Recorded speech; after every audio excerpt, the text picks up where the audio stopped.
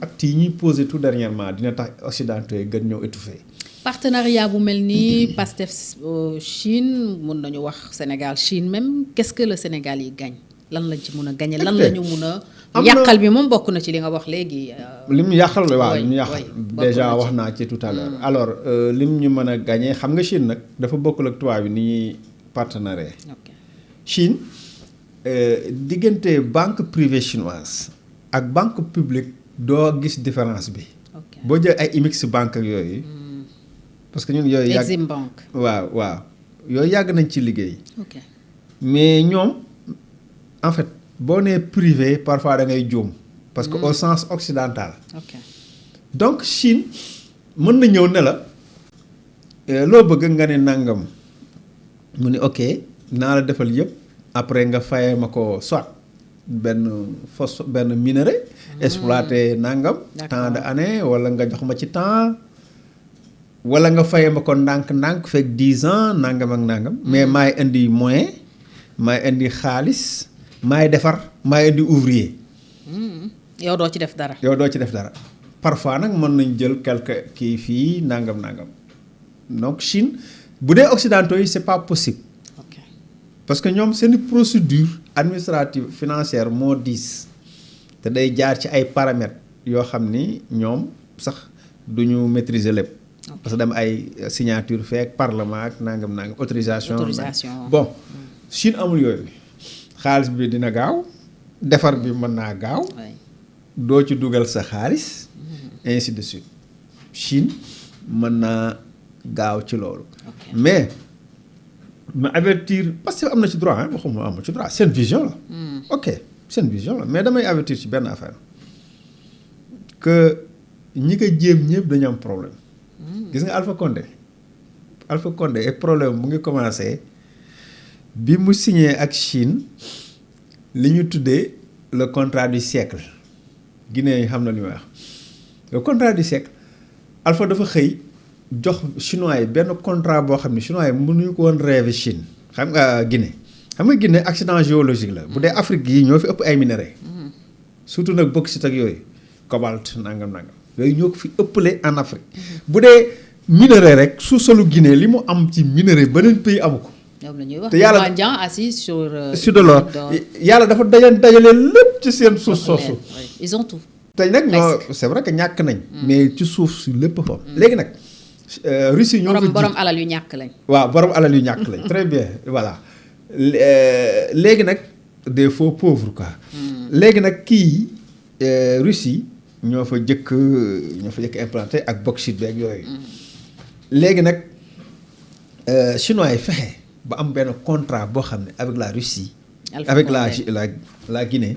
contrat boo xamante ni contrat du siècle en échange de quoi pour que Chine accède ci minerais yu bëree bëri en échange de quoi tali infrastructure mooy ay université hôpitaux école nangam. contrat boobu ni mu naxaree tubaab bi. tubaab bi ni tey ñu dee xoolal faveur bi ñu defal Chine. République démocratique du Congo la RDC. boo gisee Trump dugg ci bataille bi xeex bi foofu. c'est pour contrecarrer les Chinois. fépp fu Chinois yi dugg rek tubaab bi taxaw nañ mu ne tubaab bi j'ai dit Union européenne ak États-Unis taxaw nañ pour contrecarrer loolu. donc boo defee gis nga rapprochement bi ngay gis nii tubaab bi duñ ko xeeb de waaw duñ ko xeeb. dañ ko étudier seeni stratège analyser ko tirer toutes les conséquences xool également nan lañ ko mën a échouer loo nan lañ mën a wala boog fexe ba influence su Pastef Sénégal ci ñoom li ñu mun wàññeeku buñ ko mënee yooyu bokk na ci peut-être seeni stratégie nga xam day parce que xam nañu comme am nañu partenariat stratégique bis bu Pastef toogee dëgg ak ñaari tànk parce que Pastef toog na waaye nag peut-être benn tànk lañu Diomaye mooy problème bi actuellement du Sonko moo toog carrément présidence de la République mais bis bu Sonko toogee présidence de la République ça veut dire que chinois yi moom c'est fini quoi parce que épousé na déjà seen idéologie voyez un peu le problème donc si côté boobu la affaire bi ne ruux nañ gaynde waaw ruux nañ gaynde bu demee woon noonu kan mooy ci gagné Sénégal wala Chine. écoute Sénégal mën na si gagné wax naa la ko tout à l'heure mais comme ñu bëri nañ ko xalaatee en Afrique parce que débat bi mu ngi en cours en Afrique mooy ñun mënuñu remplacer un colon par un colon waaw loolu daal man moom jàpp naa ni mën nañ parce que de toute façon Chine suñu partenaire stratégique la sur le plan commercial. Les pays n'ont pas d'amis donc voilà, des intérêts. Voilà man dama jàpp C'est ni une nañu def ak réalité. chinois yi nañu def ak ñeneen partenariat bu jotee dañuy partenaire ak ñëpp du dëgg mënuñu remplacer un colon. C'est ce qu'on disait de la Russie hein bi waaw, waaw. ñu ba yenn réew ay si dàqee Waaw. France Oui. après bugg a indi Russie Ouais, Russie te xoolal Mali dama lay jox contradiction bi am ci pays yi gis nga Mali noonu ñu dàqee français yi noonu ba dàq Nations Unies xam nga Nations Unies kenn du ko dàq parce que ci nga bokk. dàq nañ ba dàq Nations Unies fi mu ne xëcc nañu américains yi ñu ngay waxtaan ak. avant c'était les Russes Russie ñu nga fa. avec le groupe ñooy xeex la jub Wagner bi nga xam ne Wagner, léegi voilà. c'est Africa Corps ñu nga fa mais ñu ngi xëcc les militaires américains ñu ngi waxtaan xoola paradoxe bi paradoxe. te ku nekk ci ñoom sa intérêt ngay sa sàmm intérêt ngay sàmm d'abord fii tamit Touadéra ku yore sécurité am la Russie président centrafricaine Archange Touadéra mais mu ngi dem France commencé léegi di négocier ak français yi ba pare mu ngi dem États-Unis di négocier ak États-Unis moom itam gis nga paradoxe bi donc ñun bu ñuy partenaire ñun dañuy partenaire ak ñëpp gagnant win-win boobu chinois yi ñoo ko fi indi comme expression win-win c'est vrai que nga gis ci sa bopp ma gis ci sama bopp waaw loolu nag jarul chinois ak arabo campushin yow na nga ci am njëriñ démocratique yow daal nañ ci am njëriñ mais bañ daal mooy man épouser mu idéologie kenn parce que heure bi waroon na fekk ñu def seen conception idéologique propre waxuma nag bu ñu def partenariat stratégique avec quelqu'un si mais formation yooyu ba day niru endoctrinement. y en a même qui se posent la question après même bi information bi génnee kon est-ce que Pastef parti communiste la xam nga wax nga fi bés. Pastef kenn xamul waaw kenn xamul ndax ñoom ils sont de la gauche kenn xamul ndax ils sont des libéraux. bonne question est-ce que Pastef tey mën nañu ko considérer comme un parti communiste. bonne question question bu baax la de parce que Sénégal amoon nay parti communiste. Oui. Par exemple PIT PAI LD ainsi de suite ñoom ñu doon revendiquer seen appartenance c'est idéologique au communisme bi ñu demee ba àddina changé mur de Berlin wàcc coow li am ci la gars yi réclamé tuñu tellement du communisme ñuy wax ay social libéral social démocratie lu la ñu koy tuddee mais ce qui se passe mooy bi parce que ñëwee xam nga mos naa la wax fii man na dañoo am benn carence idéologique déficit de réflexion idéologique wax naa la fi keroog peut-être comme ni nga wax dans seen conception parce que nee nañ léegi dañuy wut seen i candidat seen i wuti carte xam ñan ñooy seen militant mu leer nangam et tout mais dans leur conception comme xam nañ ni ñoom waa Pastef déggal nañu Ousmane Sonko te façon bi ñu ko déggal du déggalu rek leader politique mais déggalu presque sëriñ ak taalibe pratiquement alors ñu ne nañ ci donc profiter teg benn idéologie mais idéologie bi est-ce que dañuy épouser l'idéologie communiste wala maoïste parce que communiste aussi dafa am ay branches marxiste léniniste maoïste trotskiste et cetera mais nañuy xool xaar ndax nan lañ koy ñoom traduire est-ce que seen fonctionnement idéologique est-ce que ñu ngi ciy réfléchir est-ce que dañuy revendiquer benn idéologie parce que jusqu'ici defuñu ko waxuñu libéral lañ waxuñu socialiste lañ waxuñu social sont de la gauche waaw waxuñu yooyu yëpp waxuñu si ñoom daal dañoo jël peut-être fu si nekk lañ jàpp ni moo fa baax moom lañ këf coppati di ko doxal waaw ay panafricanisme ak ay yooyu slogan lañ jël teg donc les idées indépendantistes panafricanistes souverainistes voilà yooyu la ñuy jël teg mais yooyu du idéologie donc il fallait peut-être question boobu ki ko posé oui et c'est une bonne question est-ce que au fur et à mesure dañuy épouser les idées communistes à la chinoise peut-être parce que communiste tamit am na à la Russie ou ak beneen pays peut-être ak modèle am mais wala est-ce que dañuy bâtir seen modèle propre loolu aussi ay question la. mi ngi ci kanam parce que dinañ tabax seen. mais dans le partenariat on parle déjà d'appui à l'école du parti. donc seen ay cadres peut-être ci sens boobu lañ leen war a former formation. oui. Formation parce que ku nekk xam nga wax naa la fii keroog. Jean-Paul Sartre la mu waxoon rek. booy wuti conseil ba tànn sa conseiller. xam nga li nga bëgg mu wax la xam nga conseil ba mu bëgg mu conseil la. lu tax tànnuwuñu ay spécialistes américains. ñu dem jëli chinois c'est parce que dañu bëgg ñu conseiller leen ci communisme boobu. maanaam cette démarche là ñoom moom lañ gëm ni moo baax. li Karl Marx ak Lénine théorisé woon depuis longtemps. Il y aura des obstacles au Sénégal cependant. Ah non c'est clair. du yomb. dégg nga lu ma la wax. dégg nga lu ma la wax même fii socialistes yi dañuy ñëw ne la socialiste là libéraux yi ne la libéral là mais en réalité parce que dunduñu ko ku nekk yaa ngi doxal noo xam. idéologie bi moom ci ay wax rek. en général mais ñaari day méngoo li ngay def day méngoo ak li Sénégalais yi bëgg. ak li baax ci Sénégalais yi yow li nga jàpp ni moo baax loolu mooy li gën donc ku si nekk ci ñoom ci loolu ngay nekk. Donc li neex askan bi. li neex askan bi soo ko deful ba élection ñooy ñu jëlee. voilà quelle que soit idéologie. fexeel ba lu neex askan fexeel également préserver les acquis. parce que acquis yi da ci bokk liberté de presse. parce que bu ñu fi toogee ba léegi ñoo presse bi mooy. liberté d'expression liberté d'expression mënoo si dara. nga fexe ba garder ko les libertés individuelles. mooy dem ak dikk. les libertés d'association. nit ki am droit créer partem créer association. wax li mu xalaat te kenn du ko tëj. waaye boo nee cara ji saf na laa la ñu jàpp.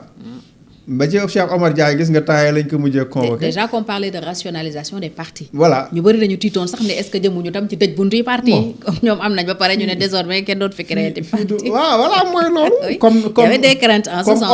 comme ordre yi ni ñu def noonu. loolu nag mënta ne comme am naa son bos bon léegi nag nañ tëj quoi. doy na waaw. sinon doy ëpp. waaw comme.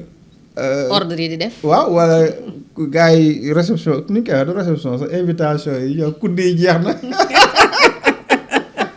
te ki naan kudd yi jeex na mi ngi bokk. ba tey kuddoom naan kudd yi jeex na mos nañu ma kaa def ñu ñëw invité ñu ñooñu kudd yi jeex na ma dem wàcc sama oto man toujours sama saak day am kudd. mbayeen yeeg waa teen yi jàpp ma.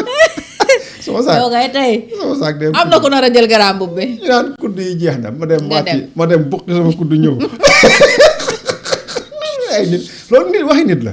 loolu kudd yi jeex na yow mi invité mënoo joxe sa kudd yi kon gan ñi. kudd yi jeex na. xoolal foofu kudd yow kudd yi daa mel ni jeex na de ma ne jeex na. yéen xaar leen. génte la woon ñu ngi woon 3e étage. du génte de ab organe de presse la. génte kay duñ def loolu. presse journaliste yi doo koy def yooyu. Fatou. Assane nag baal tooñ rek. non loolu kay journaliste doo koy def. daa mel ni kudd yi jeex na da xoolal foofu. ma ni ma wàcce ca kaw 3e étage laa xandaalu. waaw jëli kudd ñëw kudd yéegaat. ñu may xool ba leen di xool. nga ñëw gérer sa bopp. waaw yow am nga rek kudd yi jeex. ban façon joxe sa bos. joxe sa bos. mais mooy comme noonu rek. comme noonu rek gars yi. noonu daal idéologie yi nañ ci def ndànk. gis ngeen américains yi tey boo xoolee le système libéral démocratique. incarné par l'Angleterre et les États-Unis ñoom ñoo ko gën a incarné. tey américains yi ñoo gën a restreindre les libertés koy gis. saa bu leen arrangé. Maduro dem ci réew jàmbur jàpp ko. di ko reproché naan détention illégale d'armes. yooyu ay waxi lan la. attaquer Iran sans aucun motif. lu dul guerre préventive. danger la ci Israël. yooyu ngay gis ay États-Unis ak yeneen ak yeneen. le camp de prison de nu mu tudd Guantanamo. Guantanamo waaw Guantanamo moom kii la salsa la. Guantanamo mais prison boobu moo gën a weddi l'idéologie américaine. te def nañ ko. ainsi de suite ainsi de suite donc ça bu leen arrangé. ñu teg ko fee seen i liberté. def li leen neex seen i démocratie. bi ñuy def macartisme. nga xam ni parti communiste est-ce que xam nga ne États-Unis ñi moo fa def parti communiste c'est interdit. depuis bi ñu jàppee McCarthy ku bokkoon ci partem ak administration boo mën di bokk service boo mën di bokk États-Unis dem nañ jàpp la. parce que tout simplement da nga incarner l'idéologie communiste. waaw comme nit ñi am nañ liberté mun amuñu droit wax idéologie communiste. bu leen neex wa gis nga yàpp amul parti communiste léegi fële États-Unis. États-Unis. waaw parce que gis nga ni mu la bu leen arrangé noonu lañ koy cadré. nee nañ aussi seen pour nekk seen xarit da ngay nekk un pays démocratique comme ni ñu jéem a imposer nii ci ay homosexualité. or seen xarit yi gën a mag Arabie Saoudite ci la bokk. Arabie Saoudite am na démocratie donc ça bu leen arrangé rek ñoom démocratie bi daal c'est taillé sur mesure. selon la tête du client. selon la tête du client su leen arrangé ñu ànd ak yow ci loolu bu leen arrangé ñu xeex la daal ni démocratie bu la amul sens. mooy lii ñun aussi nañu xool suñu modèle démocratique bu ko defee ñu tëdd ak njaaxaanaay ak ñëpp ànd ak ñëpp parce que pays boo fi gis boppam lay doxal. lay intérêt rek la ñu am te moom la ñuy sàmm. waaw ñun mosoon nañ fi am ay problème lien diplomatique avec la Chine ay difficultés diplomatiques parce que dañu reconnaître woon l'autre là Taïwan je crois depuis lors voilà mu rétabliraat nañu relation yi avec Ablaye Wade. mais Chine yàggoon na fi am maison d'édition maison pas d'édition mais agence de presse bu ñu chinois l'agence chinois mooy l'agence de Chine Nouvelle wala l'agence de presse chinoise moom musu fi jógee dañoo jëndoon kër Mermoz fii à côté musu ñu fi jógee xam naa kër gi bon dañ ko jënd même bi ñu amee problème diplomatique maison boobu mu ngi dox waaw kër googu mu ngi dox donc Chine am nañ seen agence de presse internationale am na sax rajo Chine internationale rajo Chine yaa ngi dëgg rajo RCI kon Chine mu ngi ci propagande am de. am nañu aussi centre de formation même à l'université Confucius centre Confucius dem naa fa ay yoon dem naa fa ay yoon ba xool seen curricula de formation yëpp nag man médecine chinoise rek moo ma ci intéressé woon waxoon naa ko daam bi formé foofu sax mais xam naa moom mooy xool ni foog ni ab espion la gëmul ab journaliste buy jàng médecine chinoise danoon kii espion la implanté au sein de l'UCAD loolu tam ñu ngi ci biir UCAD ñu ngi ci biir UCAD le centre c'est stratégique hein waaw c'est très stratégique ainsi de suite donc réew moo gis c'est normal aussi boppam lay kartal yow aussi xoolal noo ci tirer profit le maximum mais daal occidentaux yi moom actes yooyu boo koy posé yaa ngi leen di envoyé signaux yoo xam ne dañ ko décortiquer te dinañ la gën a xeex tirer les conséquences waaw dinañ la gën a xeex aussi nañu bàyyi ko xel côté boobu surtout suñu relation stratégique ak FMI ak les institutions internationales ak suñu monnaie nga xam ni c'est très compliqué amaguñu monnaie mais aussi suñu problème dette nga xam ne ñu ngi leb rek leb bi ñu dañoo leb ba bëgg a fii ci biir dette. est-ce que nekkuñu di si leb. on est à 132%. voilà du PIB. am na d'ailleurs ku ni est-ce que duñ créer ministère. de la dette mais je crois que c'est peut-être une direction. Il y a une direction. waaw qui s'occupe de ça. mais il faut que ñu gérer loolu. direction de la dette publique. de la dette publique DDP. waaw parce que c'est très compliqué. ministère des finances. voilà c'est mieux c'est bon jarul ministère de la dette quand même parce que nekkuñu fi pour ay dette. donc mais vraiment c'est un problème très sérieux. C'est inquiétant. waaw c'est inquiétant li nga xam ne moom la ñuy gis nii.